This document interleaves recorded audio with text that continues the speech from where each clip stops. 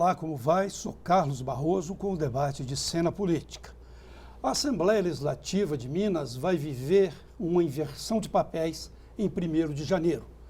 O grupo, identificado hoje com a situação, será a oposição com a posse do petista Fernando Pimentel. E vice-versa, a oposição atual será governista. Atualmente não há o mínimo acordo entre os dois grupos. A pauta se encontra obstruída no Legislativo. Até mesmo o orçamento estadual para 2015 pode não ser aprovado. É forte prenúncio da briga política do próximo ano. Para debater o impasse na Assembleia Legislativa, Cena Política convidou o líder do bloco Minas Sem Censura, oposição na Assembleia, deputado Ulisses Gomes, do PT. Administrador público, formou-se também em metalurgia pelo Senai. Foi vereador em Itajubá, no sul de Minas, entre 2002 e 2004, e também presidente do PT no município, reeleito este ano para o 2º mandato estadual. O deputado Gustavo Valadares, do PSDB, líder da maioria, situação, bacharel em Direito e empresário. Em 2002, foi o mais jovem deputado estadual eleito e liderou a bancada do então PFL, hoje DEM. Foi reeleito para o 4º mandato. E o jornalista Eujácio Antônio Silva foi repórter político e secretário de redação do extinto Jornal Diário de Minas. Eujácio é diretor do Centro de Cronistas Políticos e Parlamentares, CEPO. Atualmente é diretor-editor do jornal Edição do Brasil, semanário com 32 anos de circulação. Vamos começar com o deputado do PT e te perguntar: por que essa obstrução, sendo que há projetos importantes em pauta? Há o projeto do orçamento para 2015, que se não for aprovado, nem há recesso na Assembleia Legislativa. Há também esse projeto que aumenta o salário dos servidores públicos na totalidade, 4,62%. Por que a obstrução, deputado? Agradecer pelo convite e dizer que, ao longo desse mandato, a oposição sempre se colocou no perfil de diálogo, de construção de uma pauta de consenso. Obviamente, pautando ações que nós sempre achamos importantes, mas sempre procurando, dentro de um acordo, construir uma pauta que a Assembleia pudesse caminhar. E assim foi ao longo desses 3 anos e meio.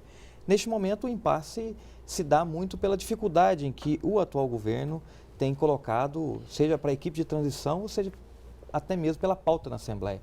A dificuldade de informações que dificultam a responsabilidade daqueles que irão governar para o próximo mandato. Então, isso tem, sem dúvida, criado um impasse. Nós somos hoje minoria. O nosso bloco de oposição compõe 3 partidos, oficialmente: o PT, o PMDB e o PRB. Somos 21 deputados em 77. E o impasse não está acontecendo somente pós-eleição. Nós estamos falando aí há cerca de 4 meses, ou um pouco mais, a Assembleia não tem votado nada. Ou seja, é a base do governo que não tem tido condições de implementar um ritmo de votação na Assembleia. Neste momento, o que tem acontecido é que vetos acumulados têm criado uma possibilidade maior de obstrução, mas nada que não impeça um acordo mínimo de uma pauta em que a oposição, sendo ouvida, sendo compreendida e, nesse sentido, tendo as informações que nos deem condições de pautar claramente cada um dos projetos, que a gente não possa ter uma pauta mínima. Esse tem sido o decorrer desse, digamos assim, 1 mês e meio pós-eleição, em que a gente tem tentado um diálogo e pautado também com um diálogo muito permanente com a Comissão de Transição. A situação tem questionado de que a transição, ao longo desse período, tem gerado um poder que não é dela neste momento. Não é isso que está em jogo. O que está em jogo é a dificuldade das informações. As informações que possam pautar, neste momento, um posicionamento mais claro sobre projetos que têm impacto orçamentário, como o orçamento, você disse, mas, sobretudo, projetos de suplementação a órgãos do governo, que nós não tivemos até o momento clareza sobre o impacto que isso digamos assim, terá na Assembleia. Mas não há uma suplementação, inclusive, para a verba da própria Assembleia e do Ministério Público, do Judiciário, em um desses projetos em plenário? Sim, há do TJ, há do Ministério Público, há da Defensoria Pública, certo, e há, obviamente, da Assembleia. né? O que não há é clareza das informações que a equipe de transição pediu para pautar um posicionamento político no caso da Assembleia. Mas essa falta de informação de lá da comissão, ela está interferindo ela vai interferir nessa votação que vocês terão? Interfere, assim como você imagina o inverso. Mas isso não é líquido certo, esse apoio, esse pedido deles para suplementação, ela não é prevista em lei ou eles estão pedindo alguma coisa? Você imagina o inverso. Quem é governista hoje aguarda um posicionamento do governo de como deve ser a sua posição política na Assembleia, a defesa, as informações, o confronto. Ou seja, da nossa parte é a mesma coisa. Hoje você tem uma equipe de transição que está dedicada a buscar as informações de como vai pegar esse governo e nós temos a responsabilidade de nos posicionarmos politicamente sobre cada um dos projetos, pautado num diálogo de construção com essa equipe de transição. E a dificuldade no acordo, você pega o exemplo que nós entramos essa semana com um projeto que sobrepõe toda a pauta, que é um projeto que está de caráter de urgência, que diminui a alíquota de imposto do ICMS do álcool e aumenta da gasolina, gerando um aumento de arrecadação, na verdade. Mas, agregado a este, já que ele está em caráter de urgência, o governo já acrescentou diversas emendas com mais isenção de impostos. Projeto Frankenstein? Vários Frankenstein, algumas isenções de ICMS e um caso que nós estamos preocupados, que é grave, que é a questão da antiga Minas Caixa, o fundo de transferência dos recursos. A transferência dos recursos de mais de 200 milhões de reais. Então é grave, nós não conseguimos informação, ela chegou de última hora. Então onde está a confiança nisso? Na hora que você abre a pauta, eles estão aproveitando a primeira oportunidade que tem para encaixar diversos outros. Então essa é uma grande dificuldade nesse momento de você ter um acordo nessa preocupação que tem a ver com uma confiança. Só para abrir o debate, eu também queria ouvir o deputado Gustavo Valadares. Inclusive eu conversei com alguns analistas e até fontes lá da própria Assembleia e essas fontes disseram que está faltando uma competência política dos dois lados para tentar uma solução. Está faltando um diálogo mais franco? Um diálogo mais aberto. Como é que é a sua análise, inclusive, também respondendo as questões que ele colocou? A Assembleia é uma casa que vive e que sempre trabalha com diálogo, né? Independente de quem está na situação, quem está na oposição, ela trabalha sempre com diálogo. O regimento da casa permite que um deputado apenas, se quiser, paralise a casa por meses, por semanas, né, sem que haja uma votação sequer. O regimento dá um poder. Ele dá esse poder a um único parlamentar. Né? Nós chegamos, inclusive, a discutir por diversas vezes a possibilidade de se mudar esse regimento para trazer maior celeridade e para trazer uma maneira de se respeitar de forma mais clara a maioria. Haveria uma produtividade maior de vocês a partir dessa alteração da Claro que sim, porque você teria maior celeridade.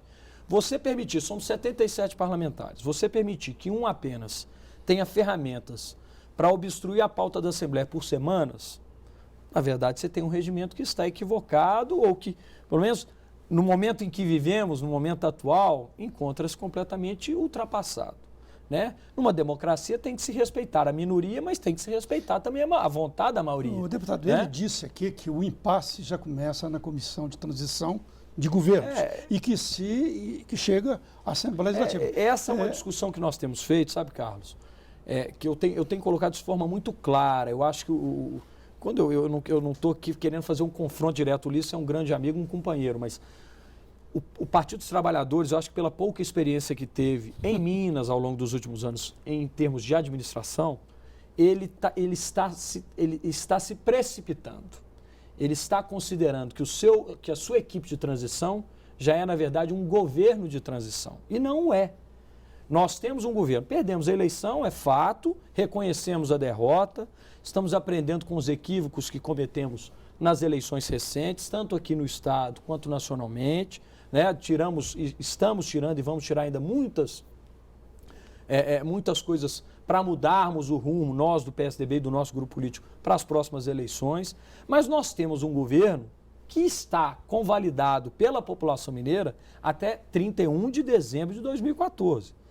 Nós começamos a ter esse confronto e essa paralisação agora pós-eleição, porque na nossa visão, a equipe de transição está querendo... já está parado antes disso. Não, mas estava parado antes disso, muito mais por conta do período eleitoral, que é natural, todo mundo, os deputados todos, até pela sua sobrevivência, todo mundo buscando a sua reeleição. Nesse embate, quem perde? Vocês que estão na situação hoje ou o grupo que está que vai ser governo Todos amanhã? perdem, O todos conjunto nós da perdemos. população. Porque, na população. verdade, a Assembleia é um conjunto de deputados de situação de oposição, mas que estão ali para construir um Estado melhor.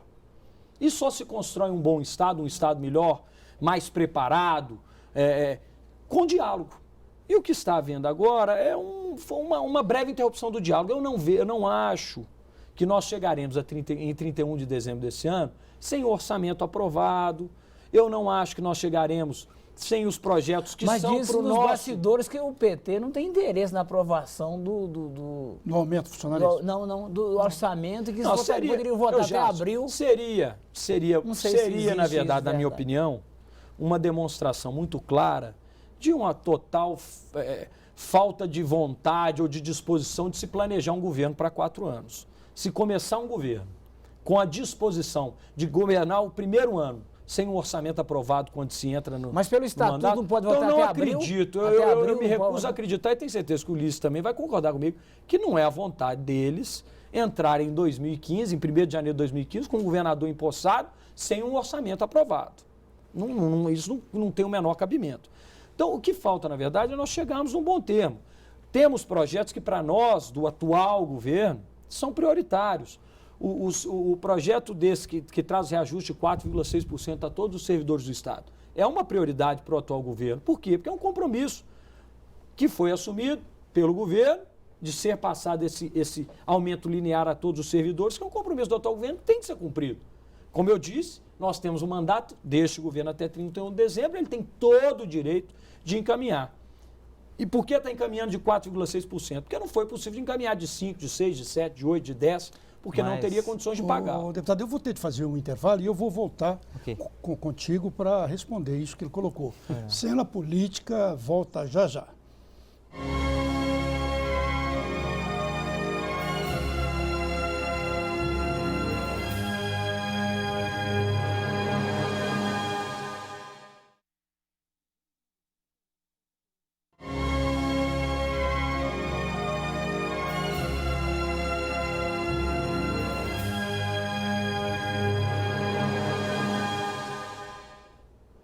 Cena política retorna debatendo o impasse na Assembleia Legislativa. Deputado Ulisses Gomes, essa queda de braço, quem afinal ganha com isso? Será que é uma questão meramente política que pode eventualmente não interessar à população? Inclusive o deputado Gustavo Valadares perguntou, a oposição vai aceitar ficar sem o orçamento no início do ano, do novo governo? O deputado Gustavo falava que o Ulisses vai concordar. O Ulisses, o PT e o próximo governador Fernando Pimentel concordam que precisa ter responsabilidade. Nós estamos ao final de um governo que foi irresponsável com as contas públicas. Ele apostou que o marketing da Minas midiática ia se sobrepor à Minas Real. E a Minas Real que o mineiro vive é uma Minas que deixou de investir na saúde, deixou de investir na educação, o caos que nós vivemos na segurança pública e no grande endividamento do Estado. Isso tem um impacto significativo nas contas do governo, na situação de como nós vamos, de fato, poder governar. O próprio deputado, a semana passada, no plenário, cobrou e disse que vai cobrar do próximo governador Fernando Pimentel que pague o piso nacional salarial. Quando ele vai no plenário e fala que ele vai cobrar do próximo governador, que vai pagar o piso nacional, que ele deverá assumir o compromisso e pagar, é que está assumindo que o governo, que ao longo desses anos disse que paga, não paga o piso nacional salarial. Então nós temos situações precárias no Estado, no caso da educação, no caso da saúde, no caso da segurança pública e nos investimentos, nas contas, no ajuste das contas do Estado. Isso requer da nossa parte uma responsabilidade muito grande para compreender como de fato estão as contas do Estado. Você tratar meramente, ao final de um governo, um reajuste que é fundamental para a vida do trabalhador, do servidor público, é justo, é legítimo. Agora, não é assim, você aprovar hoje, retroativo a 1º de outubro, sem ter a garantia dos recursos para pagar isso. Né? A comissão de transição não teve garantia nenhuma que ao aprovar esse reajuste, o caixa do governo terá condições de arcar com isso. Quem vai arcar com isso é o próximo governador. Ninguém está dizendo que não vai haver, mas precisa haver primeiro uma compreensão, um entendimento, uma responsabilidade de como estão as contas do Então, Estado, que nós sabemos. O primeiro temor é um caixa estourado. É E a esse situação projeto- clara do Estado que está demitindo, que está acabando com as obras, está cortando contratos. É essa a situação que nós estamos vendo no Estado. Bom, acabando com as obras fazendo uma e os parte- contratos que está acontecendo no fazendo Estado. uma parte aqui O que isso mostra? Que o Estado está quebrado. E mesmo acabando com as obras e cortando os contratos, o que nós estamos vendo? Propaganda em horário nobre na TV, horário fantástico, horário de jornal importante na TV, propagandas. Ou seja, o governo continua vendendo uma imagem daquela Minas maravilhosa e o que nós vemos Mas, no dia a deputado, dia é a eu dificuldade das fazendo contas do isso Estado. em parte, Só um minuto, só para que a coisa também não fique, né, Sem apenas equilíbrio, como uma né? versão. Né? É fato, não há de se esconder de ninguém, que depois daquela crise que atingiu o mundo inteiro de 2008, 2009, o governo federal, os estados, os entes federados todos passaram a viver uma dificuldade que não viviam até então. Né? Minas passou a viver uma realidade diferente, a arrecadação caiu, mantivemos os compromissos. Esse eu acho que é o primeiro ponto primordial a eles, para que confiem e acreditem naquilo que está sendo entregue. Nesses 12 anos de governo, do nosso governo, Aécio e Anastasia, nós jamais deixamos de pagar o salário no 5º dia útil do mês subsequente, o 13º salário pago integralmente no mês de dezembro do ano corrente. Então, se estamos propondo agora um reajuste de 4,6%, que não é um reajuste lá muito alto, há de se convir que para o que ganha a maioria dos servidores do Estado, que é muito pouco, o Estado paga mal, todos nós temos consciência disso, paga mal, mas se está se dando apenas 4,6% de aumento, é porque é o que é possível se pagar. Este governo não iria entregar a chave ao novo governo, depois de 12 anos de administração, jogando fora tudo aquilo que pregou ao longo dos últimos 12 anos. Não fizemos isso ao longo dos últimos 12 anos e não faremos agora. Agora, tinha um compromisso assumido com os servidores, com as categorias, de se fazer esse reajuste, está se cumprindo o compromisso. Tá? Mas esse projeto é fechado, ele não tem diálogo em cima dele? Claro. Por exemplo, 4,6, retroativa a outubro. Não Claro. poderia, por exemplo, já se aprovar para a partir de 1º de janeiro? Não seria um diálogo em cima disso ou não tem diálogo em cima Claro disso? que tem. Poderia Isso ser. está Poderia. sendo feito. Essa nossa discussão, ela Abertura? existe. É uma abertura para o diálogo? Não, em cima ela existe, essa discussão, né? Ela é saudável, salutar, mas no momento em que estamos também sentados entre 4 paredes, discutindo a pauta, aquilo que vai ser colocado, o que pode ser aprimorado, as comissões temáticas, por onde os projetos passam até chegar em plenário, isso tudo está sendo discutido. São várias as possibilidades. Né? Por exemplo, se discute agora se colocaremos ou não em pauta a PEC 69. O que é a PEC 69? Que nós do governo defendemos, que vem para regularizar a situação daqueles 90 mil servidores do Estado que ficaram à mercê da situação da Lei 100, que foi questionada no Supremo Tribunal Federal. Que é uma nova enganação Disso, também. não há enganação. Discute, é uma forma de se resolver um problema. Já de deu 90 errado mil uma vez, estão tentando reeditar para enganar Como é que vai ser resolver esse o problema de 90 esse mil problema desses famílias. dos 90 mil funcionários que vão ficar, né, sem apoio? O governo vai ter que abrir concurso público. Mas então essas pessoas não vão ter o problema resolvido. Não, elas vão ter que prestar concurso. Não tem solução. Até que isso aconteça, o governo vai ter que Essa é a prorrogar visão- o contrato Essa é a visão deles. e abrindo concurso para cobrir ao longo de um período X a ser Mas essa planejado. decisão, Mas então essa haverá decisão do demissão. Supremo pode ser suplantada? por Questionada. ela? Não, essa decisão não pode ser revertida.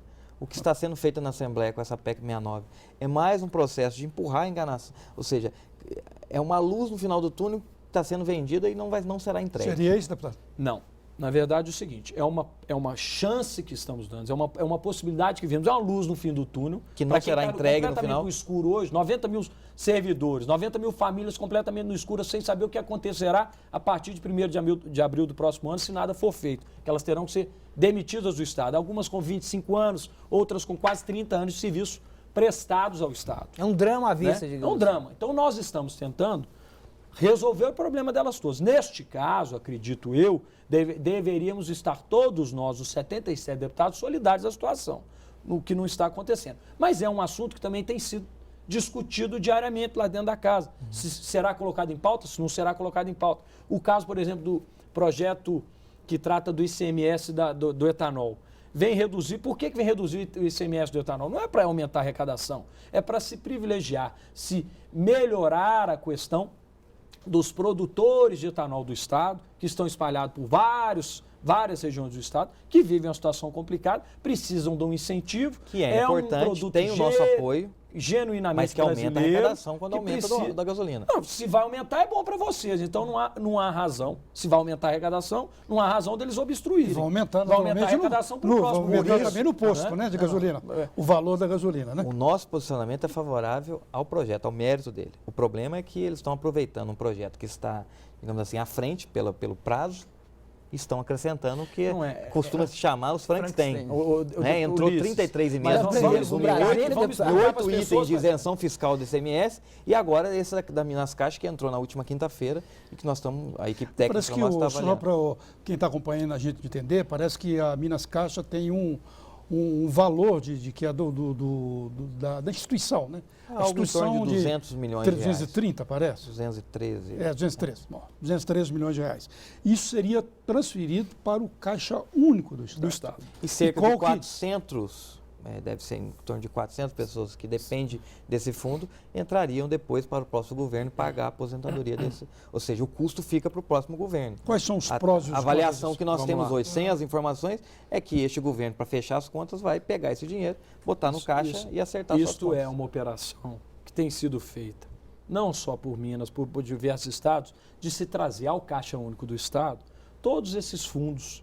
O Estado, por exemplo, foi discutido o caso também da transferência do IPSENG, de um fundo do IPSENG ao Caixa Único do Estado. No fundo, quem cumprirá, quem é o grande fiador do fundo do IPSENG, nada mais é do que o governo estadual. Sempre foi.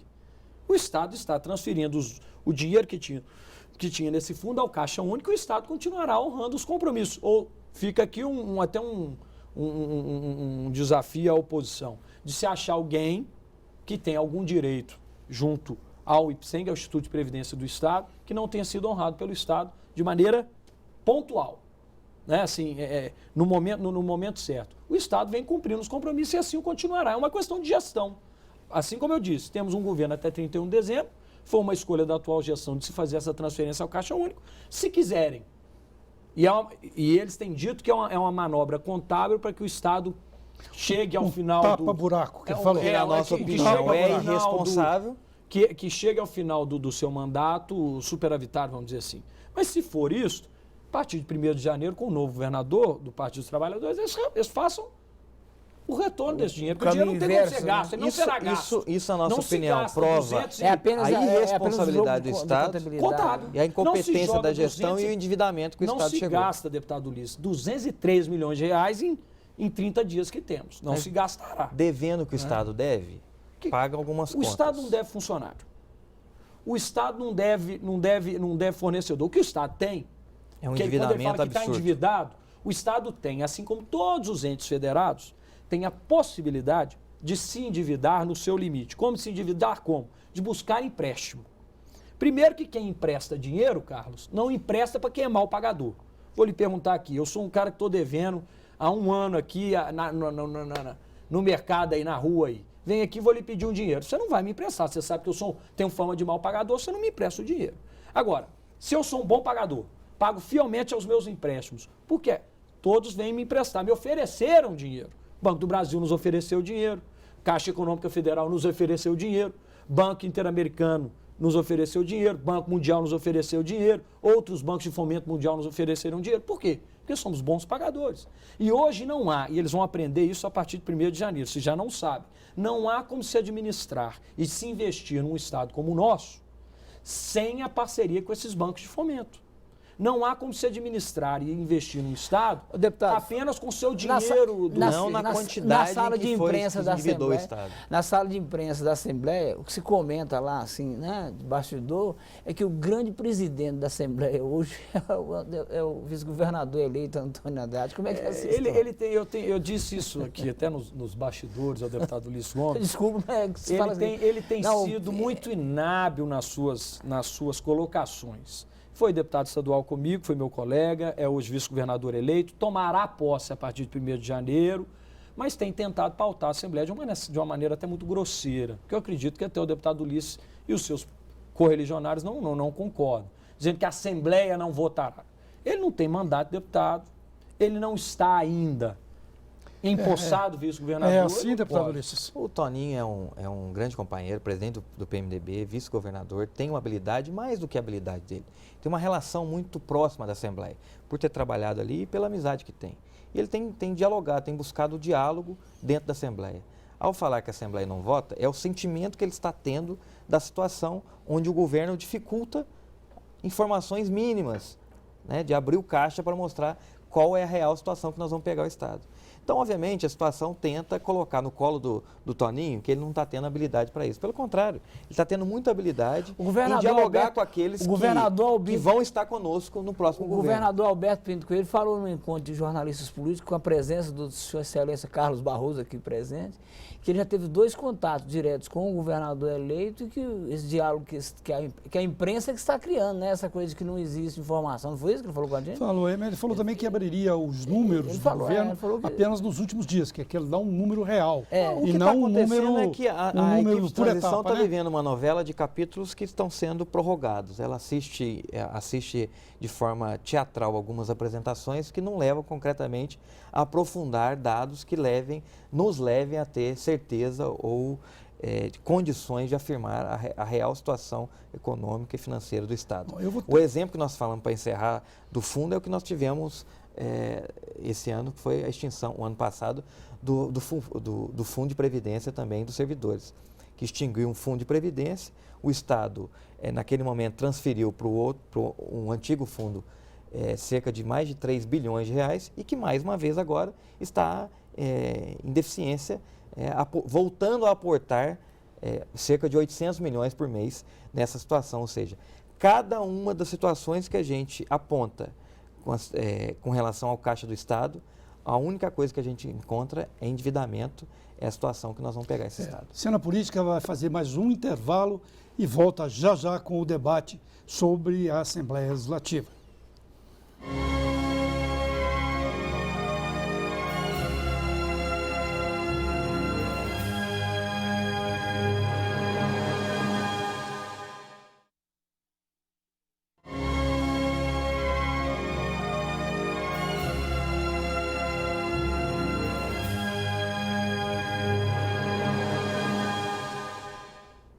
De volta à cena política, debatendo o impasse na Assembleia Legislativa, com presença do deputado Ulisses Gomes, líder do Bloco Minas Sem Censura, do deputado Gustavo Valadares, líder da maioria, e do jornalista Eujácio Antônio Silva. Deputado, um outro ponto que tem dado polêmica, ou será que não vai dar polêmica, que é o orçamento impositivo, né? Impositivo, que significa que o orçamento, as resoluções, o dinheiro, as verbas dos deputados vão ter de ser cumpridas automaticamente pelo governo. Isso acho que os dois lados vão acabar acertando direitinho, né? Sim, mas tão polêmico quanto o impositivo é o fato do governo não pagar as emendas.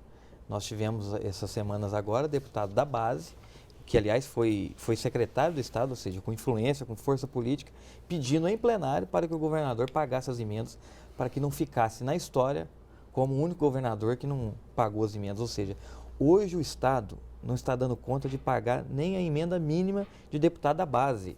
O que eles estão querendo fazer... E essa proposta aumenta, inclusive, o valor da emenda, Eles estão propondo o aumento... De quanto que é mesmo? De 1,5 milhão em torno de 7 milhões e meio. Ou seja, vai 5 vezes. Mas já 5 vezes. Já apresentaram tem emenda lá, mas essa foi a primeira proposta. Foi a primeira completamente descabida, por todos nós, né? Considerado pela maioria completamente descabida. Mas depois já se apresentou o substitutivo, em que vai se escalonando com o crescimento. Algo agora 2.800 que chegaria. Que vai crescendo com a medida que o orçamento do Estado vai crescendo. O fato é que nós temos que aguardar primeiro a aprovação em Brasília. Pois é, isso que eu queria falar. O que você fala que Brasília não aprovou. Ainda não aprovou. Está em comissão. Isso aqui seria inconstitucional, né? Da nossa parte, nós queremos aguardar isso. Obviamente, você tem uma avaliação política de que ao longo desses 12 anos deste governo nunca se interessou em discutir isso, né? Nós vivemos nesse período todo as mínguas de emenda, negociando a todo momento, mas independente disso, acho que é importante você valorizar o legislativo. O legislativo cada vez mais ter o seu fortalecimento e a independência. Eu acho que Um projeto como esse fortalece nesse sentido, por isso é importante. Agora, ele tem que ter coerência, né, e tem que ter legalidade. Eu acho que na coerência passa na questão clara de valores e na constitucionalidade a gente aguardar a questão de Brasília para um posicionamento político mais claro. Por incrível que pareça, eu vou concordar. A gente concorda muito, né, Ulisses? Então até na questão da paixão concordância finalmente. Aqui, mas, consenso. Não, há um consenso. Eu até tenho essa é a minha visão. Aqui eu não falo em nome dos deputados do bloco do governo, mas acredito que para se manter uma coerência é preciso esperar o que vai acontecer em Brasília, né? O que o Congresso Nacional definir. A tendência que temos é de que se consiga a aprovação do orçamento impositivo em Brasília. Assim que for feito lá, faremos aqui, de maneira existe a possibilidade, por exemplo, de parte da verba ser impositiva e outra parte não ser impositiva? Pode. Em Brasília tem essa discussão, até com direcionamento claro para a saúde e educação. Eu acho que o caminho Você natural... tem um percentual claro na área e alguns programas. Sim. Você pega no governo federal, já tem um encaminhamento de ser uma parte para a saúde. Inclusive, havendo uma brecha importante que vai ajudar muitos hospitais que, podendo as emendas agora, servir para custeio, que nunca pôde, só investimento. Que é a grande dificuldade Então, você cria algumas regras facilitando diária, e ampliando. Nesse sentido, você direciona parte das emendas para áreas específicas, né, como saúde, educação, pode ser já o caso. Carimbadas, definindo para alguns programas, e as outras livres. Aí é uma regra a definir. Que eu já se colocou, o orçamento impositivo seria sobre 100% o valor das emendas dos parlamentares. Você podendo fazer um direcionamento... Já carimbado para aquele setor. Para aquela área, para aquela pasta, por exemplo. Quais são as duas em especial? Saúde e educação. E os municípios teriam a ganhar com isso? Ou o deputado ganharia no sentido ganham todos. Eu, particularmente, fico numa situação muito desconfortável de discutir isso agora, porque fica parecendo realmente que é o choro de perdedor da gente um tempo. Não, que é o choro de perdedor. Judiou muito da gente. Não, é um choro de perdedor. A oposição sofreu com isso. Não, e nós vamos ter um tratamento diferente agora. Nós vamos ser muito mais responsáveis. Em todos os entes, em todos os governos, né? Vamos ser muito claros, tem-se situação e oposição. Né? No governo federal, se eu chamar aqui deputados federais do PSDB e perguntar a eles, você foi tratado da mesma maneira que um deputado do Partido dos Trabalhadores? É óbvio que a resposta será não. Mas muito melhor do que nós somos tratados. Há alguns que são mais iguais, né? Não, com algumas exceções. Existem sempre as exceções, mas é natural. Se tem governo e oposição, o governo vai... É do jogo político privilegiar primeiro os deputados que os defendem. Agora, como disse o deputado Ulisses Gomes, para a verdadeira independência entre os poderes, para que o legislativo continue se fortalecendo, sendo ainda mais autônomo, mais vigoroso, é importante que isso seja aprovado. Eu, particularmente, abri mão de fazer parte da comissão especial que está analisando este projeto por não me sentir confortável em discuti-lo num momento de transição, então, para não ficar parecendo um choro de perdedor. Falar, olha, perdemos a eleição, agora eu quero é que quanto pior, melhor e tal. Eu não concordo com isso. Pelo seu raciocínio, então, é bem provável que nessa legislatura de 2015 não tenha esse projeto aprovado. Eu, na minha visão, acho complicado. Nós temos um exemplo paralelo a isso, no governo federal, que tem buscado uma ação republicana com programas do governo federal que atendem todos os municípios. Você tem muitos programas na área da educação, na área de infraestrutura, que o município... dentro de um sistema, na educação, por exemplo, o município consegue muita coisa entrando num programa, por exemplo, para conseguir uma creche, para conseguir equipamentos para as escolas e tal. Você tem uma dificuldade contrária a isso muito grande no governo do Estado. Não é verdade. Aqui. Não tem transparência, não tem acesso. Você pega, por exemplo, o pró-municípios. É só fazer um levantamento, nós não conseguimos isso ainda, mas nós vamos fazer esse levantamento assim que entrarmos no governo. A absoluta maioria dos municípios que receberam pró-município são municípios da base do governo. Os prefeitos do PT ou da nossa base, nem atendidos no governo são. Deputado então, há uma diferença muito grande nesse atendimento, verdade. O que se reflete nas emendas também, do atendimento da nossa base. Não, hoje. você está sendo injusto. Vou lhe fazer algumas perguntas. É só a gente fazer o levantamento dos prefeitos. Quais foram os principais programas a marca desse nosso governo ao longo desses últimos 12 anos? Proacesso. O que foi o proacesso? levar asfalto aos municípios que não tinham ligação asfáltica. Importante, endividou o Estado, mas fez obra importante. Tinham deputados... Endividou o Estado mais um pouco, mas fez A obra. oposição foi atendida? Aí você já está em pauta linha. Não atendeu o Estado inteiro. Aí não teve indicação de deputados. Mas então... Teve o apadrinhamento de deputados da base que vão lá e dizem que são eles. Mas eu não estou entendendo. Eram diferente. 224 municípios que não tinham ligação asfáltica e foram asfaltados. Dentre esses 224 municípios, tinham vários municípios que pertenciam à sua base, que eram administrados por prefeitos do PT e do PMDB, ou não tinham? Alguns. Alguns não, tinham, foram contemplados. PROOSP, o que é o PROOSP? É um programa fantástico da área da saúde de regionalização dos hospitais. Com recurso do governo federal. E do governo do Estado, né? O governo do Estado não do conseguiu. governo do Estado. Isso, do governo federal. Vão aprender isso a partir de 1º de janeiro, se já não sabem, que o governo do Estado não conseguirá nunca ser administrado e fazer os investimentos necessários apenas com seus recursos. Precisa de uma parceria com o governo federal, que poderia ter sido muito melhor do que foi. Muito melhor do que foi. Foi muito parceiro Mas aqui. Não há um reconhecimento do governo do Estado sobre os investimentos do governo federal em Minas. O PROOSP fez uma divisão regional dos hospitais a serem investidos e lá estavam também os hospitais em municípios administrados pelo Partido dos Trabalhadores. Educação. Nós investimos, o Estado investiu ao longo dos últimos 12 anos na reforma, ampliação de escolas estaduais espalhadas pelos 4 cantos desse Estado, nos 853 programa municípios, de parceria com seus com o MEC. distritos, onde havia escola estadual, na sua grande maioria, não vou falar na sua totalidade, mas na sua grande maioria houve investimentos. Também em municípios administrados pelo Partido dos Trabalhadores e pela sua base. Mas o que Então, resta perguntar? não é isso. Não, é diferente. Ele está pegando programas que é parceria com o governo federal e você tem regra. Quando você fala o pró-municípios, que é um dinheiro do Estado, aí exatamente neste caso, quando o dinheiro é do Estado. Porque quando o dinheiro vem em parceria com o governo federal, tem regras. E o governo federal delimita as regras, não tem como eles não atender. Mas o que tem que interessa? atender. Interessa saber Agora, no caso do pró-município, se ele democratiza ou se ele só serve o interesse dos parlamentares. Tudo bem. Não, a emenda, eu acho que nós vamos concordar nesse outro ponto também. A emenda é diferente. A emenda é uma forma brilhante de você levar ao cidadão, lá na porta da casa dele, as melhorias que ele tanto espera. Então, se eu entender, democratiza. Muito. E descentraliza. Vamos conversar com a liderança política, né? Não descentraliza, você valoriza. Você conhece isso de muitos anos. Não há ninguém que viaje mais o Estado do que os deputados. Muito. Não há ninguém que conheça mais a realidade, por exemplo, de Itajubá, que é a cidade do deputado Ulisses Gomes, do que ele. Que foi, inclusive, vereador. Foi vereador lá e dos municípios do entorno, para não dizer só a cidade dele. Região tá certo? toda, Da região dele toda ali. Então, quando dão a ele a oportunidade, olha, o senhor tem X no orçamento para indicar de emendas, vai pulverizar cada centavo ele vai colocar de maneira muito sofrida, até porque a gente sabe que a necessidade é muito maior do que a gente tem, mas ele vai ser colocado naquilo que a gente sabe que vai trazer retorno. Você porque ele está lá no dia a descentraliza dia. isso. Ele está em Itajubá no Valoriza dia a dia, a representação. cobrado, olha, aqui nós precisamos de calçamento no bairro tal, aqui nós precisamos de rede de esgoto no bairro tal.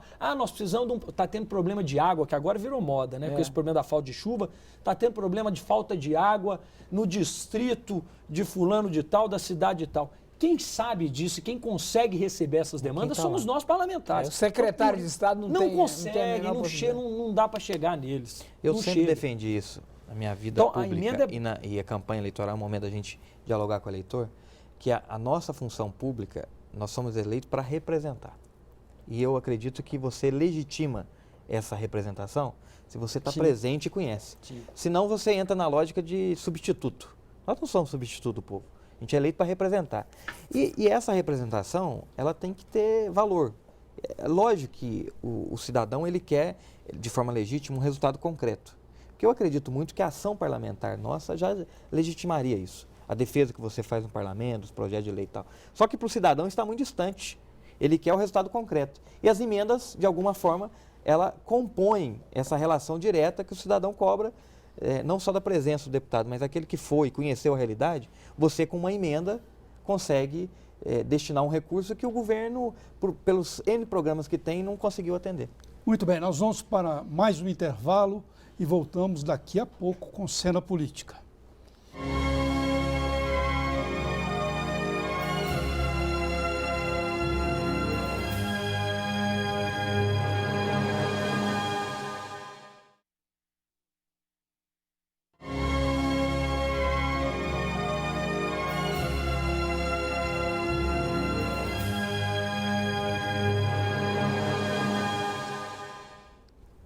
Estamos de volta com Cena Política, debatendo o impasse na Assembleia Legislativa. Deputado Gustavo Valadares, hoje a gente tem essa situação aí de obstrução, a pauta trancada não anda. Agora afirmam que daqui a um mês, hoje a situação será a oposição e vai dar o troco. Vai também trancar a pauta. Você mesmo disse que um deputado, se quiser, paralisa, obstrui a Assembleia Legislativa, o trabalho da Assembleia Legislativa. Imagino que mesmo com a atração do governo, né, a atração do poder, vai ter um grupo considerável de oposicionistas. Como é que vai ficar essa pauta? Nós do bloco do atual governo, futura oposição, bem futura, pertinho? Daqui a 31 dias, nós elegemos 51 parlamentares. E o bloco da atual oposição, futura situação, elegeu 26. Então, eu tenho dito que cabe a eles, e eles têm tido muito trabalho para isso, mas já estão trabalhando nisso, o trabalho de tentar trazer partidos ou deputados que são da nossa base do atual governo para a base deles. Mas nós acreditamos que teremos uma oposição forte e combativa na casa. Combativa e forte no sentido de mostrar o que está errado, propor melhorias, sugestões, e se não forem acolhidas, chegarmos ao último instrumento democrático que temos, que é o da obstrução em plenário. Mas a obstrução agora significa obstrução depois? Vai ser mais ou menos nessa regra? Não, o meu coração não pede isso ainda, não. Mas diz que essa obstrução ela é provocada porque a situação de hoje não está querendo votar os projetos, porque se quisesse, com a maioria que tem, votaria. Não é verdade, o fato concreto hoje... É porque, olha, como um deputado... Ficar falando de futura, hoje nós somos, o nosso bloco, o Ministério Sem Censura, 21 deputados. Sim. Então, e a situação tem 55 pois deputados. Pois dentro disso que eu fiz a pergunta. Eles têm condições hoje de votar até PEC. Não é verdade. É claro que depende... Não é muito verdade. Agora, vamos lá. A obstrução tem limite. O limite se dá na disposição em que os deputados permaneçam no plenário. Vejam. Porque você tem manobra de obstrução que, mesmo com quórum na casa, se não estiverem presentes, você para a sessão. Agora, havendo a disposição da permanência desta maioria que apoia o atual governo, já consegue votar. Não é verdade. Não é verdade. Vou lhe dizer por quê. Matematicamente, vou lhe comprovar. São 21 parlamentares. Cada um deles pode discutir um projeto durante 1 hora. Então, só aí vão 21 horas. 21 horas. Vamos supor que os deputados cheguem, os deputados da base, os 55, sentem lá no plenário amanhã, agora nós queremos votar. Aí entra os 21 deputados da oposição, mas vocês não vão votar porque nós vamos obstruir. Cada um deles tem 1 hora, Barreto, para poder obstruir. São 21 horas. Você tem que manter os 55 parlamentares em plenário. O cidadão não pode nem ir ao banheiro. Se forem, ou então você pode ir um ou outro vai no banheiro, volta. Se saírem do plenário um número que chegue a menos de 26 parlamentares, se ficarem em plenário apenas 26, mesmo que durante a discussão, eles podem pedir o encerramento da votação, o encerramento da reunião. Então, é humanamente impossível você pedir a qualquer cidadão que ele sente numa cadeira, fique aí durante 21 horas, escutando 21 parlamentares discutindo um projeto. E depois de discutir esse projeto, antes da votação, eles ainda podem encaminhar o mesmo projeto, encaminhar a votação. São mais 10 minutos para cada um dos 21 parlamentares poderem encaminhar a votação. Então a casa está jogando contra ela própria nessa situação. O regimento da casa não Mas tem você tem hoje situações que separam um pouco. Agora, o que nós vamos viver esta semana, por exemplo, que é o projeto em caráter de urgência, que já encerrou o prazo de discussão. É o projeto dá só para o... Do álcool. É o que está na... Ele já encerrou. Hoje na frente dos que tem os penduricalhos. Os penduricalhos. Ele já encerrou... Minas Caixa. Ele já encerrou o prazo de discussão, ele está em votação, não cabe nem encaminhamento. Você precisa de deputado em plenário para votar. Então, assim, tem casos como que ele disse, mas tem casos que, se houver disposição, tem como votar. E a margem de manobra de obstrução para projeto como este, primeiro que quando ele está em caráter de urgência, ele diminui pela metade, não é 1 hora, ele vai para meia hora. Então, de 21 horas cai para 11 horas e meia. E não conta 6 reuniões, conta 4, que já aconteceu, já acabou. Em uma semana, o presidente chamou 4 reuniões, acabou o prazo de discussão e automaticamente essa semana, amanhã, a próxima reunião aberta, ela já começa em processo de votação. Então, a disposição, sim, da maioria que existe hoje, dá condições de votar. Este projeto específico? Não a totalidade dos projetos, Esse projeto, mas alguns sim. projetos. Os dois estão acreditando que consegue. Eu acredito que a semana este projeto, que é o que está trancando a pauta antes até dos vetos, a gente consiga. Depois nós temos ainda 9 vetos, depois deste projeto, que também estão trancando a pauta, que precisam ser analisados e votados antes de entrarmos aos demais projetos da pauta. Caso das suplementações orçamentárias do Tribunal de Justiça, do Ministério Público. Mas veja, nós estamos falando de um projeto, nós estamos falando de um projeto que tem consenso para ser votado, que é esse do álcool. Mesmo neste, na hora que tem a oportunidade de um diálogo, de um acordo, entra penduricalho para atrapalhar o meio de campo. Então não há da nossa parte a confiança para negociar uma pauta mínima que nos dê garantia de que, ao abrir a pauta, mais penduricalhos não venham. Mas então para a oposição hoje, nem esse vai se conseguir, vai ser possível votar. Nós vamos destacar, nós vamos votar o projeto e os penduricalhos nós vamos obstruir e votar contra. O que é o destacar, para que as pessoas entendam? Oposição e situação tem o direito de destacar algumas emendas no projeto para serem votadas em separado do principal.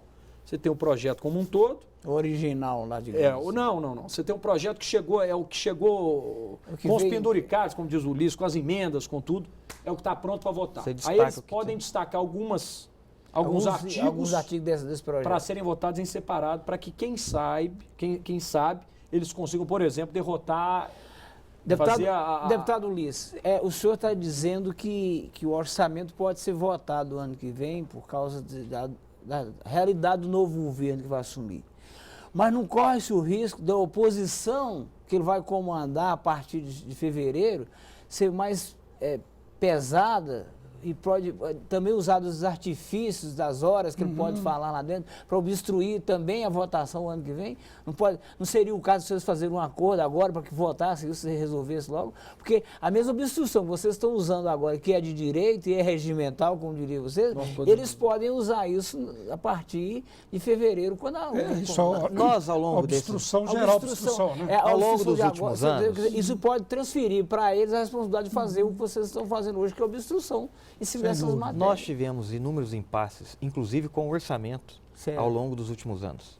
Eu faço parte, todo ano é a mesma nesses coisa, 4 anos eu fiz parte da Comissão de Fiscalização Financeira e Orçamentária, da qual se discute, antes de ir para a plenária, a fundo essas questões orçamentárias. Tecnicamente. Então, eu acompanhei isso diretamente.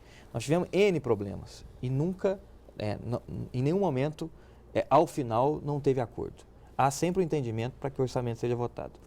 O que não está havendo neste momento é clareza, transparência nas informações e um mínimo de confiança de que a negociação possa ser garantida, ou seja, aquilo que for acordado acontecerá. Estou dando um exemplo desse projeto. A hora que tem um consenso no mérito dele, penduricalhos estão sendo colocados para aproveitar a oportunidade. Mas ele vocês podem fazer a votação com os destaques separados? Mas é um projeto. Na hora que você abre a pauta, toda a pauta, nós vamos ter um problema de um tamanho que a gente não tem a dimensão. Mas, na verdade... Agora, no que diz respeito ao orçamento, caso ele não venha a ser votado, nós podemos sim chegar a um acordo de ser votado, o governo vai iniciar, o Pimentel vai iniciar seu governo com o 12º, e acredito que nós vamos ter aí 3, 4 meses para discutir o orçamento dentro da realidade de um novo programa que o novo governador vai implementar. Isso vai ser uma ruptura, né? Diz que o 12º prejudica muito os entes Isso já aconteceu no governo federal. A oposição ao governo do presidente Lula, na época, não deixou votar o orçamento. Ele iniciou dentro do seu próprio governo. Não foi nem transição de mandato. Ele não conseguiu. Eles obstruíram, implementaram dificuldades ao governo federal, que no ano seguinte foi votado. Então, assim, obviamente tem alguma dificuldade, mas não é um grande empecilho para se governar. Deputado, diz que a dificuldade com o 12º seria em relação aos outros órgãos, o Tribunal de Contas, os tribunais de um modo geral. Ministério Público, de administrar com essa verba, digamos assim, dependendo do repasse. Há inclusive a avaliação que vários desses órgãos não vão acabar conseguindo pagar o 13º salário, que não teria reserva. Não sei se é balela. Mas olha, eu ainda acredito, Nós ainda temos 3 semanas. Nós temos 3 semanas ainda. Vocês não vão deixar o Estado parar, então? Não. O poder público, Não, incluindo os tribunais, não vão parar. Se parar é pela incompetência e do impacto da má gestão deste governo que foi derrotado. Não é. Se parar por é por conta causa das disso. diferenças, que está ficando claro aqui para todos, que existem, da diferença de se enxergar um Estado que cresceu muito ao longo dos últimos 12 anos, se querer colocar defeito onde não tem, né? Mas as nossas diferenças, elas vão no momento certo, assim como foi feito assim como aconteceu ao longo dos últimos 12 anos, no momento certo, com muita tranquilidade, nós vamos sentar. O Ulisses tem sido e é um parlamentar muito ponderado, um cara que coloca acima de tudo a questão do bom senso, da lógica, da razão, assim como eu tenho tentado também me pautar na Assembleia. No momento certo nós vamos sentar e chegaremos a um acordo. O que eu acho que deverá acontecer, alguns projetos que para eles são importantes de não serem votados serão deixados de lado, outros que para nós são importantes, que são imprescindíveis que sejam aprovados, serão aprovados. Cada um pode afastar os mais polêmicos. Que a negociação é isso mesmo. Cada um, você não pode ter apenas o vem a nós, né? Quer dizer, só aquilo que me privilegia. Numa negociação você tem que ter algo que seja bom para os dois. Então nós vamos sentar, assim como já temos sentado, essa semana mesmo que está começando, nós vamos sentaremos várias vezes, eu tenho certeza, para poder tentar chegar a um acordo. Olha, esse projeto para nós não é interessante, a gente permite que esse vá. Ah, não, para nós é importante que esse aqui não vá e que esse aqui vá. É uma boa perspectiva que nós estamos... Sim, eu acredito que é momento da história. Tem momentos da história que a corda estica um pouco mais, digamos que nós estamos vivendo natural. Esse momento que a corda esticou um pouco mais, mas na lógica da política e sobretudo do parlamento, o diálogo sempre prevalece. Eu acho que há sim a disposição de ambas as partes de encontrar um consenso. Vai depender de muita conversa, de alguns embates públicos no plenário da Assembleia, mas que o desejo maior é que a gente possa fechar o ano. Eu faço votos que a corda não rebente. E especialmente que o DSTC dos funcionários públicos que dependem não sejam prejudicados. Teremos a responsabilidade. Eu agradeço aos deputados, ao jornalista, e Cena Política volta na próxima semana com um novo debate. Até lá.